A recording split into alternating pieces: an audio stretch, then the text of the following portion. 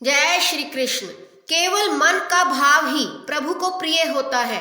ऐसा ही भाव है आज की हमारी कहानी का। गोवर्धन नाथ श्री नाथ जी के एक भक्त हुए जिनका नाम श्री त्रिपुरदास था।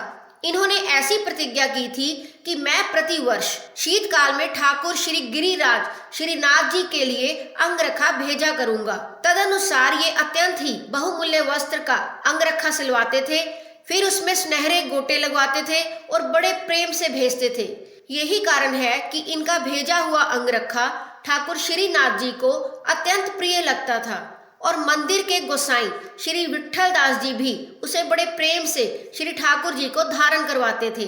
कुछ कालोपरांत इनका ऐसा समय आया कि राजा ने इनका सर्वस्व अपहरण कर लिया। ये एक एक दाने को मोहताज हो गए। इसी बीच शरद ऋतु आ गई। तब इन्हें श्री ठाकुर जी के लिए अंगरखा भेजने की याद आई, परंतु धन का सर्वथा अभाव होने से श्री ठाकुर जी की सेवा से वंचित होने तथा प्रतिज्ञा भंग होने के दुख से इनकी आंखों में आंसू छलछला आए। एकाएक चांदी की एक दवात इनकी नजर में आई। इन्होंने मन में निश्चय किया कि इसको बेचकर श्री ठाकुर जी की सेवा करूंगा। श्री त्रिपुरदास जी ने चांदी की दवात को बाजार में बेचा। उससे उन्हें 1 रुपया मिला। उस रुपये से इन्होंने केवल मोटे कपड़े का एक थान खरीदा, फिर उस कपड़े को लाल रंग में रंगा। परंतु फिर भी इनका साहस नहीं हुआ कि ऐसे साधारण वस्त्र को लेकर हम कैसे श्री गोसाई जी के पास जाएं। अतः उसे घर में ही रख लिया। सोचा कि श्री गिरिराज की ओर से कोई आएगा तो उसके द्वारा भिजवा दूंगा। इसी बीच श्री गोसाई जी का कोई सेवक अपने गांव आया हुआ सहज ही दिख गया। फिर तो उन्होंने वह वस्त्र उस सेवक को देकर कहा, आप इसे भंडारी जी को दे देना। यद्यपि ये वस्त्र श्री गोसाई जी के किसी दास दासी के भी पहनने योग्य नहीं है, तो भी मुझ दीन की ये तुच्छ भेंट आप ले जाइए। परंतु एक बात का ध्यान रखिएगा, मेरी आपसे ये प्रार्थना है कि इस वस्त्र का समाचार श्री गोसाई जी को मत सुनाइएगा।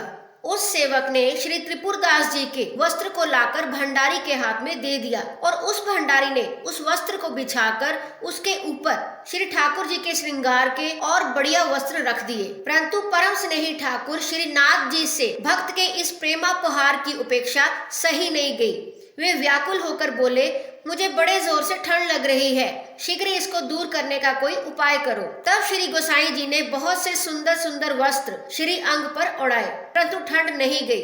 तब श्री गोसाई जी ने अंगीठी जलाई, फिर भी ठंड दूर नहीं हुई। तब श्री गोसाई जी के ध्यान में आया कि किसी भक्त पर अनुग्रह करने के लिए प्रभु ये लीला कर रहे हैं।